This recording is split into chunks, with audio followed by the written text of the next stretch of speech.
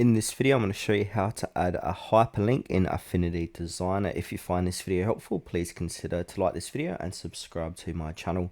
In saying that, let's just jump straight into the video.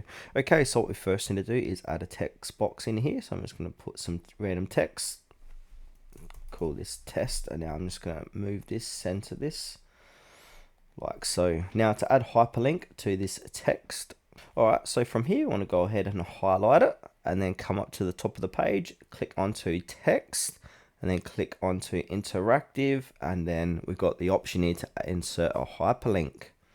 Now, in this little pop-up, we've got hyperlink properties. So on the top, we can choose what type of hyperlink we want to use. So we can do anchor, email, file, page, section, or URL. So I'm just going to pick URL for this demonstration. Now the URL here, I'm going to add in my YouTube channel name. Then from here, we can go ahead and choose our character style. I'm just going to keep it as hyperlink and then click onto OK. And then once you do it, you can see here, the hyperlink has been added to the text.